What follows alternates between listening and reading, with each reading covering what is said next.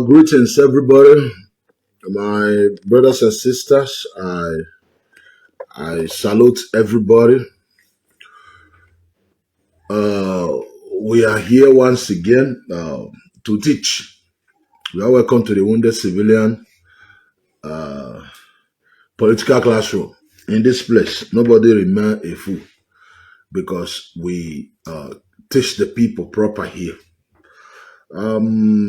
We don't know everything. We don't know everything, but I would say we are trying because whatever we do, we don't do it for financial gain.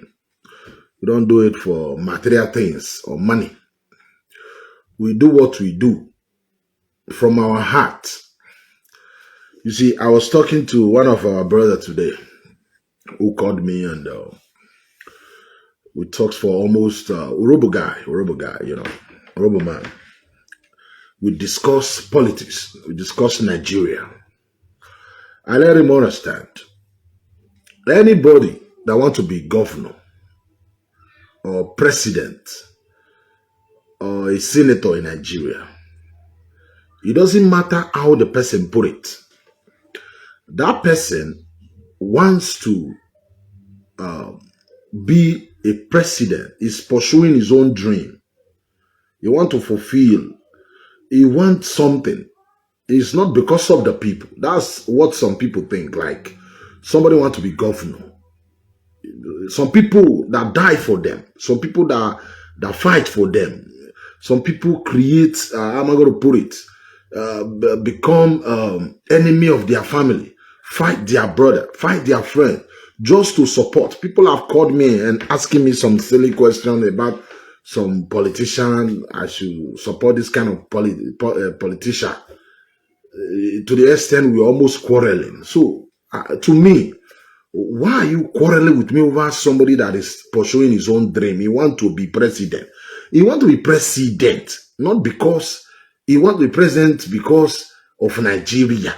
He wants to be president for himself. Nigeria comes second.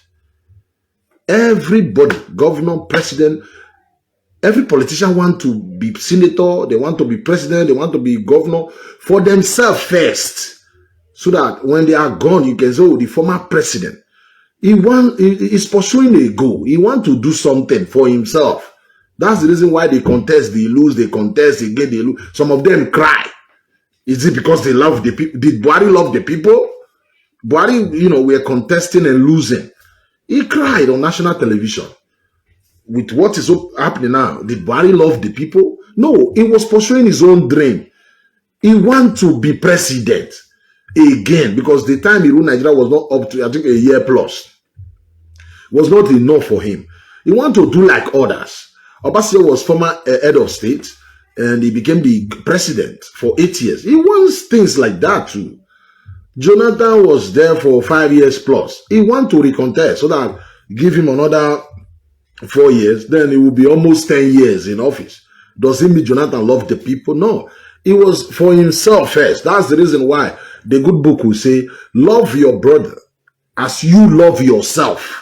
It is not that you should love your brother more than you love yourself. Yourself first. So all these people, why am I saying this? Is to tell you, I don't see the reason why we fight each other for them. For instance, somebody is pursuing his own dream. He wants to be president, for instance. Is that why you are insulting me? He wants to. If he wants me to help him pursue his dream, then he will force me. He will come and say, okay, help me. I want to, you know what I'm talking about. That's how it's supposed to be. So all these people, politicians, including me, if I want to contest for any post today, it is for myself first. Look, I went to Nigeria recently. My brother was telling me, why can't I contest, go to as a representative? My brother, you know the reason why? He said, we need somebody like you there. Because you need to, at least let somebody from this family, listen, so at least somebody from this family. Since other people, they are not in politics. We have, learned people there, but they are not into politics. They don't even like politics. At least you like politics. Why can't you? He didn't say because of Nigeria. My brother, my blood brother. He didn't say because of you go and do something. No. It's all about the family. We want somebody from the family. From the family. It's not because Nigeria. It is always like that. It is you. It is because you want to. Not because of the people. So, I hope I am making sense here. So, there is no need calling somebody trying to create enmity. We fighting ourselves for people, fighting, you know, pursuing some goals somewhere. We fighting ourselves over it. So let us not do that. So you are once again, you are all welcome to the Wounded Civilian Political Classroom. So we are going to be talking about so many things today. I'm going to talk about so many things today. First, the insecurity in Nigeria. We will talk about Nigeria insecurity. We talk about the insecurity. We are talking about this Onyamiri people too. You know, we can't leave Onyamiri people alone. We have to try. You know, we are winning, telling Onyamiri and to forget about this their Biafra and stop threatening their people, killing their people, and also to warn our brothers, especially our Esan confused brothers on social media that is provoking us with the Edus. You know, everybody, not only them that have monopoly for violence who can talk. Nobody, no tribe, nobody can bully us with the Edus into any nonsense. You can't bully us. You know, we keeping quiet. Igbo tried it. We humble them. Look at their life today. My brother, is it? Let me tell you. Look at Igbo's Onyamiri. The IPOB. I'll play some videos concerning this IPOB madness today, you know. Look at this IPOB, for instance. Their greatest frustration, not we. They know we have humbled them. Their greatest frustration now is their fellow Igbo brothers. Igbo people who don't have time for this, their Biafra nonsense. They are the people killing them, not we have kind of cut them to size. It is their fellow Igbos now. They are governors, they are politicians, they are people who knows that this gang, this IPOB terrorist group are good for nothing. They are just terrorists. But because of their evils, because of the style, the kind of president that we have that is always favoring his terrorist kinsmen, that's the reason why people cannot really come out and say enough is enough of this IPOB madness. So it is their people that is killing them. That's their greatest frustration now, which I'll play you videos today. The same thing with all these Esan brothers on social media trying to create. You are too small. Like I keep telling Esan people, Esan is too small to be threatening with the Edos. We are too small. This is not about, if you are my Esan friend, you don't want to be friend with me again. To her, I don't give a shit. I tell you the truth. You are too small for Igbo. We humble them, talk less of you, a minority. Some of them I post in my video, the video I just posted. So I said a minority. Said one Esan guy commented and said they understand me, but you know, which I understand his comment. The other Esan guy reply and say that guy is stupid. That I call them a minority. Are you not a minority? Okay, fine. You are not. You are the majority. You go and do governor now and stop insulting we the Edus. You are the majority. Go do the governor now. Maybe we see. You are the what? You are the Fulani. You are the all and all. Where you go carry state now, maybe they go. Enough of this pampering. We just keep quiet every day. The other day I was watching one of their video. Ada Eben. They are the Eben now. Eben belongs to them now. It is their name. How about now? Igbo came. It is we do here. Ada, you say Eben, now you get Eben. Where more Ben here. Ada uncle, now you still get Ada. You were now everything are you. Let us live in peace. Enough of this nonsense. Everybody's telling their story. They are linking it to the Edus. This one will tell the story. Link it to Edo. Stop linking your stories to Edo. Tell your stories. You are the children of heaven, children of God. God created you better than the Edos. Why can't you tell your story without including us? You are the one pushing hate, preaching hate every day. When people retaliate, when people tell you enough is enough, you keep angry, you are just angry. Enough is enough of this nonsense. You know, everything that we do here, like I always say, we have good Asian people who don't have time for this nonsense, who know that, yes, that is not the right way. I know they are just like Igbo. We have some good Igbo who don't have time for this, their Biafra nonsense. Those are the people frustrated them. It is like that in every tribe. We still have some intelligent people who will not support this hate you guys are preaching, who will frustrate you too, because they know all this your nonsense talk, it will not lead you people to anywhere. Like I said, I'll continue to say that's the truth. I'm not saying it to disrespect you people. And if I disrespect you people, what the fuck? I don't give a shit. Just like you have something against me as a Duma, I have everything against you as a Saman. Time is come, everybody will open the kaka one. We don't bow for anybody. So, okay, now call all these people to order. That's what I'm not here to. If you think I don't care. You are my friend. You are not. I don't care. I don't give a shit. We are doing. I defend the do till I die. You know, whatever we do on social media here, it is not on ground. It is social media talk. We are here on this social media talk to always debunk your lies. So I'm appealing, telling all this Isamumu, stop this your nonsense. There's a way you will do this thing, it will affect you, to affect your politicians, it will affect your people. You are a minority.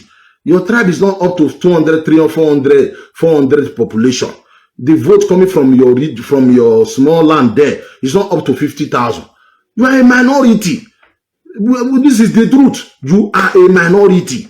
Stop making all this noise. I call you a minority, they cry. Ooh, there is no Esa agenda. The power, Esa cannot be the governor. That's the truth. I'm not the one saying it. I don't control APC. I don't control PDP. I'm not the one to give them ticket. I'm not the one to vote for them. I don't have that power. I am even too small to say you will be the governor or you will not be. What I am saying, the silly political structure. Look at how things are going. It is the pen. Look at the Igbos. Look at the Igbos. It's almost the same thing repeated itself in Edo. With the way things are going, tell me let me not go to Esan now. I'm coming there, you know. When you are acting like Igbo, you are acting like this Onyamiri, and you go the same way with them. They are a bunch of confused people. When you don't elite their cause, there is cause upon these people.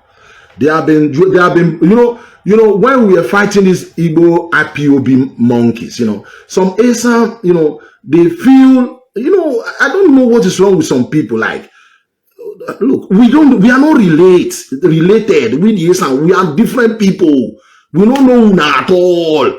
Una de Una land. We know they even speak the same language. I've seen Esan talking rubbish, that thing with them, you know. I just look at them and laugh. Who knows you? You say the name of the state now our own. If you go fight for your own, you know, I just get what I be a do man. When I don't disrespect us enough. Orobo guy called me today. We talk so many things. You might know why we fighting ourselves because this is what these Onyamiri people want. But for how long are we going to keep quiet and let these people rubbishing us? The fuck are you people? Forget. Look at the name of the state. I don't understand though. Man, look, we be brothers who make we remain brothers. Not be here. I don't want to go into this our tribal this thing. Maybe they will call their some people together. When you are Davan, you may Davan. Every time you talk your story, you include us. You talk your story. The transport sector. You talk your story, you include us. One is an idiot coming here commenting rubbish. Or a time come, we go they block una, we they block it. We don't need una here. Was attacked by terrorists. We don't need una here. We are the worst. We are bad. I told one Orobo guy. I said, the Orobo guy, very nice guy, you know. He said something about, I'm not deviating anyway. He said something about Delta State. The disunity among the Deltans, especially the Urobo, Shekiri, so-called these tribes there. Urobo is supposed to be the majority tribe in Delta State. They have population, Urobo. Just like we, the Edos, they have population. Urobo population alone, both home and abroad, should be up to about 5, 6, 7 million, if I'm not mistaken. Following we, I believe we, the Edos, our population is more than Urobo too. But Urobo, they have population. This Urobo, and we are brothers, But the problem the Urobo have is all of them have different kings everywhere. But these kings they don't have one that control everybody, just like we do in Edo. We have Inogis everywhere. But the Oba supersede everybody. So a tribe that don't have that kind of mechanism, that kind of, it is very difficult to unite them, because this king will say one thing, the other king will say one. Just like Asa, they have Inogis everywhere. They don't have one Inogi that, kind of supersede everybody. Now, in Igbo land, they don't have it too. But in Edo, we have it. That's how we are being like that. So, you don't need to jealous us. You don't. I let this our brother understand, which he said that's very good with the Edos. You see, look at Nigeria today. Nigeria is such a fucking country. Igbo man Onyamiri came and make it, a real fucking country. Sorry. By introducing this unitary kind of government where the minorities have no say. The minorities is just there. With the minorities, we are just sit down, look. We don't really have any power like that in this style of government. Igbo man impose on us. You understand what I'm saying?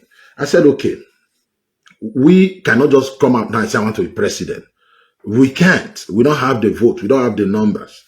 Even the Igbos, Onyamiri, who claim they are part of the majority, they can, unite together, at least have 10 votes from this, they have God-forsaken 5 states, Talk less of we, the minority, Isoko, Edo, Shekri, Esa, and the rest. We can't. So, the only thing that make us, at least, that give us respect, it is our king, the palace. That's the reason why they are calling on traditional rulers. After, we must be there. Nobody, nobody, not even a son, nobody. They never get the feelings. That's the reason why I don't care. It doesn't matter what you say against Baba. Baba is Baba. That's the only pride we have. Remove that Baba from us. We are just nothing. Nobody knows us again. When we plan to come out, so that is our root. Now that say we will be empire before, and that's the only say. Nobody can bring us down. Nobody can tap that area. In my area, cool. I go Benin now. People day in my cool. So I just see these people. It doesn't matter what Baba. Because I have seen Nigeria. We are nothing there. As Edo, as Urobo, Shekiri, we are nothing. It's not our country. We were forced and gave us a regional government. Igbo man came and spoiled everything. You understand me? So the only thing that people, it's just like Arab, when the Muslim, this suicide bombing, they were, every day suicide bombing. They were telling some Arab, all this is your religion. Every day, different kinds of terrorism springing up. The Arab man say, okay, we understand. But if you remove Islam, when you say the Arab, it is Islam. When you say the Arab, it is the Islam. Their identity is Islam. He said, remove the Islam. Who are we? The Europeans are no, technology. Others have, remove that Islam. We are finished, just like us. Remove our tradition, our way of life. That king there is our identity. Because when the time comes, when we decide, that's our route to say, okay, we don't want to be part of this fucking union with Onyamiri. So that's the reason why. It doesn't matter how you preach it. My love there, my love for the king is strong like rock of Jib. It's too strong. That's the jealous. That's whatever you do, whatever you say against us, you target the king. You say this, you target the king. No worry. Now you get at that, take at that. Now you get the bear. Take a bet. What we do? Take it. We give you now. So, stay away. Respect us. We respect you. I'm just saying this because you might not like people might not like the way I'm pouring my thing. I say my things, But if you are here with the wounded civilian, by now you will understand, what I stand for. I am a Edo man. I will always be a Edo man. You understand me? I will be a man. I will. Who is this? Who is this one? Well, look, yeah, Sanai. Manana do now. Women, we are tired. We were. You want here? You block your no land. I am an go share. Okay. Also, okay. Very nice. We man do care about you. About like you agree. But you know, block. You don't belong here. Here, that country is our country. I mean, that state is our state. You are just a tenant there. You una did there. Una know the una be our picking. Una did there as a tenant. You don't know you don't see the name. You know the grade. You see the name. It's some way there. If you know, like, get the fuck out. The time will come. We will treat us not treat IPOB. For no change. Tell people to change you. Una don't fool us. You don't too much. You need time for that shit. My patient don't they run out now. I don't get time. I know they come your side. You not come my side. Everybody day. Wow, man.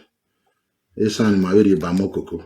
I know try that rubbish. We don't say make una not listen to IPOB here. Agbin Ariane. Wawe who wazung da. Treat why we not treat IPOB. Your small land where we not big rich like Yokorion. They give you 7 local government. You see, call they make massive. They maltreat you. Go Abuja, go tell them and give you state. You see that state, I think, we want that state, I say, Utaunshi. If you don't like, can go knock your head for rock. And that's why I do my own reach. So now, let me go straight to insecurity Nigeria so that we enter IPOB later. If you ask now, they ask, what is like? If you be some, you day here, you might belong here. Like I say, and the level of insecurity you still belong here. Time will come, you not belong here. Is even more worse than what we are seeing. I said this time we get brain. So if you ask Jonathan to do that because of Israel, he is the one who is supposed to do that, not Jonathan either. Anyway, I wouldn't want to delve into this because that was a long time ago. That was 2015. If I remember, and unfortunately, we are even worse than what we were then. So I don't know. I can't even really get meaningful thing out of this. What I will answer is that the insecurity we have as at then is not comparing what we are having now. People are sleeping with one eye. They don't sleep well. Even that time they are sleeping well. When it was let with me. What happened at that time is just a minor issue. But now, things is getting from bad to worse. So it's better since they asked him to resign during that time. He himself have to resign because his own insecurity is worse. Well, that was a political case. I said so. When he said that, I say, when he was in military, it's not value in action. It's still a drag. But now, Kaba are called South. So, he knows, he just said that from, when he asked him, he said that was the political games. They are asking this. When, I think what is happening now is a good lesson for all of us because when Buhari was coming into power, he was saying also things about fighting terrorism, about doing this and that, and when it comes in the issue of Boko Haram will be a thing of the past. But we've seen that has not happened. I think I'm saying even it's worse than what it was in 2015 before he came in. So now it's even better himself that should resign because when you as a leader is not being able to do what you're supposed to do to protect your citizens, it's important of you to resign, you surrender. Yes, I think going by what's going on now, during the time of Jonathan, the insecurity wasn't much. It was controlled beyond reasonable doubts. People were freely traveling to the northeast, including the north central, and all other parts of the country.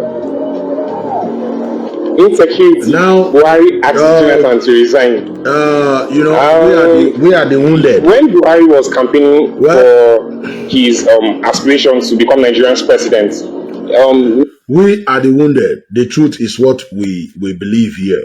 And the truth is what we stand for. It doesn't matter who it favor or against. So that's the insecurity problem in Nigeria. And we will talk about it tomorrow. I'm going to make a video about the insecurity, the terrorism concerning. But one thing I want the people to know is this. Whatever we say now concerning insecurity, it is of no use, kind of wasting time. Wasting time because it will not remove Buhari from power. Buhari can resign now.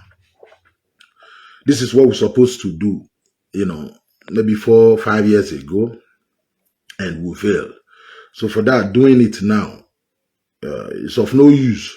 But I will still make a video about it tomorrow, the insecurity. I'll make a video about it. There is something, I said it before.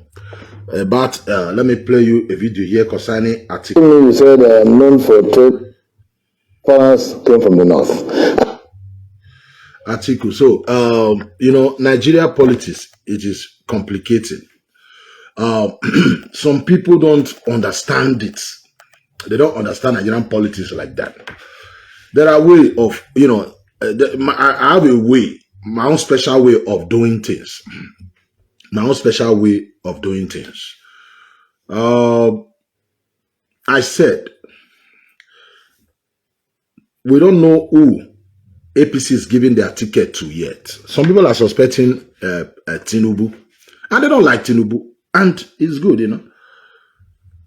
Some people are suspecting Atiku that PDP will foolishly give their ticket to Tinubu. I asked my brother, Magnus, I said, who are you going to vote for? If, for instance, PDP give their ticket to Atiku and APC give their ticket to Tinubu, he said he will vote for Atiku. To me, I said no. I can't vote for another Fulani. Am I crazy? It doesn't matter how much you hate Tinubu. I don't understand. Like, to me, I don't understand. So that's the reason why I was telling our people, all this, let us wait. Let us wait. We don't know who they are giving the ticket to. Because if they give the ticket to another Fulani, and you are telling me you want to go and vote for other Fulani, so it is laughable to me. It is laughable. This country is not for Fulani alone. It is laughable. I said it is impossible. For these 3 years, this man, Atiku, claimed Buhari in that election 2019. Ask yourself, Atiku played opposition role? What Buhari did to Jonathan? Like organizing protests, telling Nigeria, anytime there is killings, anytime there is terrorist attack, organizing protests, telling the people, yeah, APC have failed. None. He just went to Dubai, I don't know, to go and rest. And every election, he will come back telling you to give him ticket. God will punish PDP if they give somebody like criminal like Atiku ticket. Why would you give Atiku ticket? To Atiku, don't know, it is time. They said it is power shift now. He wants to rule again because they said they want to win by all costs. So I just want you to listen to Afegboy. Today, that has also, severe relationship between Dr. Odili and Obasanjo, because he felt that he was being misled, kind of. Now, after that, the Jonathan completed the remaining 1 year, and as a sitting president, he contested. He won another 4-year term. In 2015, a lot of people who were his own lieutenants and aides and all of that prevailed on him to contest. Others said no. There was a zoning arrangement that he must follow. Don't forget, 7 serving governors of PDP, right under the nose of President Jonathan, walked out of the convention, went to Eagle Square, Yadwa Center to belong NPD, the new PDP, and finally emptied their fortunes into the new APC that was gotten. Look at this curious arrangement. In 2019, the entire southern Nigeria refused to present any aspirant for the position. Because the candidate of the party in the Port Harcourt Convention. The Right Honorable Aminu Waziri, the governor of Sokoto State, he also defected, came back to PDP, and also contested as an aspirant. He came second. I supported him in PDP primaries at the Port Harcourt Convention. The book Saraki, also a defector, he left APC, came back to PDP, also contested. The list can go on. Quite a number of them who assisted the party to fail, came back and they contested. Now, look at the curious arrangement again. 2023, the same factors, the same persons are the ones still saying that they should be allowed to run. So I am expecting very responsibly that the zoning committee formed by the party must put its feet down and do the proper thing, because this issue of zoning is putting the party on a cliffhanger. If you don't get it right, if you don't balance all the equations, if you don't get your factors right, it's going to snowball into another defeat for the PDP. And I am not tired of playing opposition, but I also want ideas and policies and programs that we have, some of us, we want to also have platforms where we can translate them into something edible. But within all of these configurations, some persons and factors still remain in PDP and fought so much that even in 2019 elections, 17 governors or 16 governors were returned as governors of APC, of PDP. Out of these, 3 of them left to join the ruling APC, and we still have 13 governors. Some persons sustain the structure of the party, some persons have been investing time, resources, and energy to ensure that it grows. One of them is Governor Wiki, who has just indicated interest to contest the presidency. So, for me, if you look at the political equation in Nigeria, some persons are narrowing down Nigeria to a contest of 1999 and 2022. Nigeria, for God's sake, is an independent country, 62 years, plowed by October to 63. From 1960 to date, it will be 62. If you look at the political configurations, you discover that at least the North has had power for 48 years among those out of these 62. I've done a documentary, I've itemized the persons, the number of months they spent, years they spent, and all of that. But people tell you, this democracy, Nigeria is not a creation of democracy. Nigeria started in 1960, and governance and political leadership must be taken from that empirical point of view. Otherwise, we'll be missing the issues together. And don't forget, my agitation is very simple. Nigeria is a plural society. And if you study democracies in plural societies, you will see that there is a need for you to always balance all the factors that are at play so that you can form an aggregate opinion on issues that can move your country forward. But some of the analysts are just looking at the PDP, that it is the PDP they are concerned about. That since 1999, if you look at the PDP's trajectory now, it has been more tilted in favor of the South. Obasanjo's 8 years plus Jonathan's 5 years. And then Yar'Adua's 3 years plus Buhari. Well, they are not even looking at Buhari. But the point is, can anybody actually pretend that in the last 8 years, in the last 7 years, the president of Nigeria has been a man called Muhammad Buhari of northern extraction? Is it possible to imagine that in the calculation for who is going to take over from him?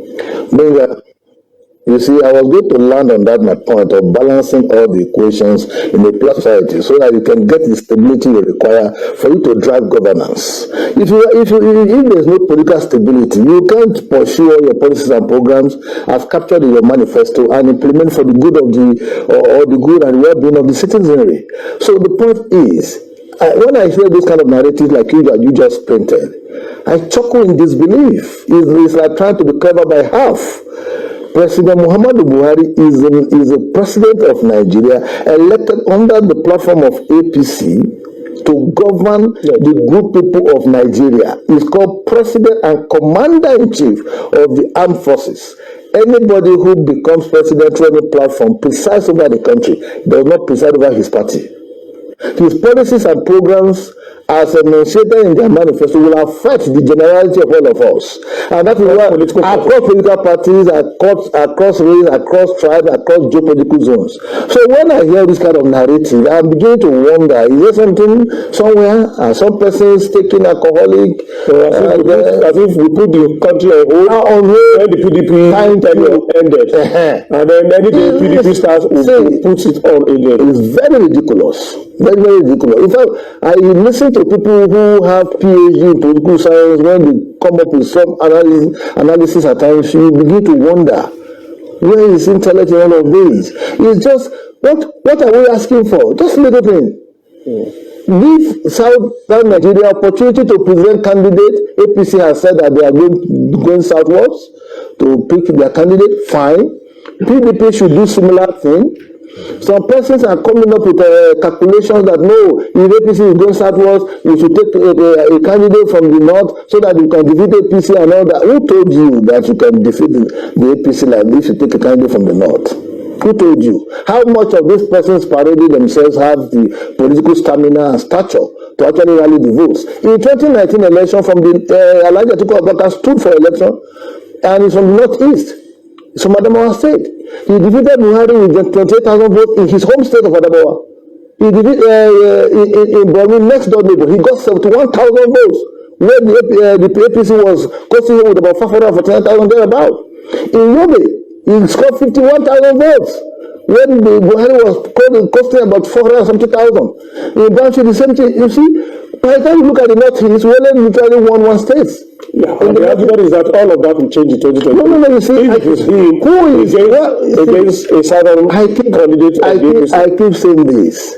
What you need to do in Nigeria for you to get your rhythms right is for you to carry out a serious voter education so that people will come out to vote, because this present prevailing voters' apathy is becoming untenable in a democratic setting. We are seeing more and more minority votes getting people elected into office. Look at the last Anambra election. We have about 1.8 million, about 2.2 million number of voters, but less than 500,000 came out. In all the people who participated, they came out. That's like a minority deciding over a majority. Yeah. What you need to do is to stoke the fire of serious voter education, conscientization, mobilization, so the sensitization, let people come so that their votes will truly count. And then people keep saying that, oh, their vote don't count, don't vote, don't count. You are allowing people you don't want to emerge and preside over you at the various categories of elections. So for me as a Nigerian, I want to look at how many voters will come to turn out. When people keep telling me, voters, there are more voters in the north than somewhere else, and I ask someone, why do you have underage voting in the north? There are more voters. Is it permissible under our laws for an underage voter to queue up and be voting in their thousands? And you see them, and there are no prosecutions and all of that? We see visuals all the time, elections being held. So please save me all those narratives. We look at the demographics of voting. Elijah Atiku scored 11% million in the last election. Majority of those votes came from Middle Belt and the South. In the northern area, it couldn't muster enough strength. So what gives you the impression that maybe the person was fighting against a fellow Fulani man who's probably on the scale weighed more than him on the scale of popularity. This time around, if he's running against maybe Anokechukwu or whatever name from the south, chances are that he may have more votes from this other state. You see, I don't want to even narrow down the discussion to just the aspiration of Elijah Atiku Abubakar, because I've since made my position known in public, and I have no pretense about that. For me, you may say the Constitution qualifies him, but he has lost that opportunity in 2019 by not standing up to play the role of opposition. He should have been the face of opposition. We have been going through crises since this government came on board, even before this government came on board. But those crises are further attenuated by the lack of crass incompetence that is presently pervading the polity and governance structure of the country. The APC is not doing well. Even at the party level, they are confused. At the governance level, they are confused. So the country is left in the hands. In fact, the only party that can resonate hope is the PDP.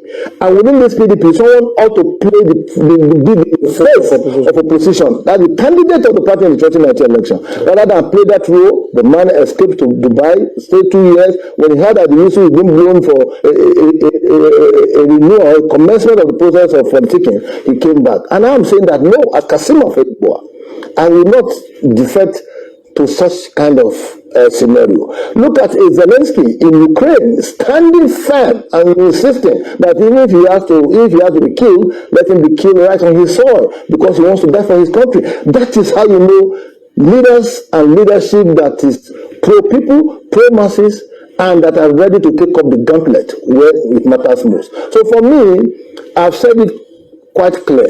If Alhaji Atiku Abubakar had been able to lead the mass movement of PDP into regular protests, visit states where there were a crisis, we offer alternative voice of what we do differently. Perhaps maybe today nobody will be arguing that he should be the candidate of the party. You know? But he has failed those responsibilities. Therefore, I have been boiling. I haven't seen Alhaji Atiku Abubakar face of opposition going there to show sympathy with them. Sokoto, Bonny, Katsina, the same thing, Kebbi, Niger, all of these places. Is it all about yourself? You go to the president at all costs? Me, and myself? It shouldn't be. You see, leadership is a cultivated indulgence, and for that reason, there has to be some level of serious responsibility on the part of those who are the players, you know, in this process, to ensure that you give hope to the hopeless. As Nigerians stand today, I issued a statement last week. I said it was almost like we are fatherless. The president was in London at that period when I issued that statement. The wife of the president was in Dubai for whatever reason. You didn't vote for the wife. She's the mother of the nation. You see, in a situation of national enemy, yes, you have to look at every place. The place of the woman is very critical and very crucial.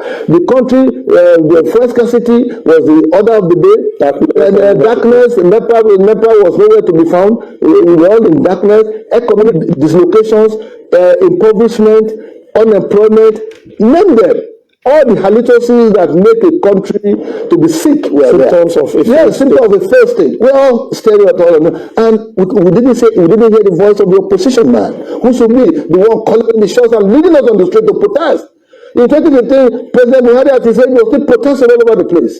So keep away even the age that I'm contemplating that, oh no, at 77, I don't want to see some kind of ceremony again. I want a young, vibrant man who can damn the causes, upwardly mobile, who has his hand on the jar, who can go around this country when things are happening. It's just fair to instill some level of inspiration in the minds of those who have lost their dear ones, and not necessarily resigning to fate and issuance of condolence letters every now and then, as if there's a template for that. The killings in the lands are becoming too endemic, and Nigeria is at a crossroads. So in such situations, what should we expect? Well, who should be elder statesmen, who should play the role of father figures, who should be the face of opposition, to lead the way, but they didn't do that. So in 2023, I have made my position known. I'm also going to forward memoranda to the Senate committee. I did a documentary on this and all of that because I'm so particular about you balancing the algorithms, you ensuring that there is stability in the system. All these agitations, IPOB, Odua Republic, and all of that, all those ones will peter out if we are able to balance the political equations. I'm still wondering, this is really what is giving Nigerians cause for concern. I am back again. Like I said, today it's about Nigerian politics. You can see Afegbua, what he's saying, and that's the reason why somebody like me, I was telling our people, for now, let us keep our fingers crossed. There is no need to be attacking anybody for now, because you don't know who they are giving their ticket to. Because we don't know who they are giving their ticket to. There's no need really attacking anybody for now. So that's the reason why I was telling our people, there's really no need. Let them give their ticket to whoever they want to give that. They will know, okay, this is the person that is contesting. Then the politics starts. the politics start. Now, we have talked about the insecurity in Nigeria, and let us go to the southeast, the Onyamiri kingdom, where this mad IPOB,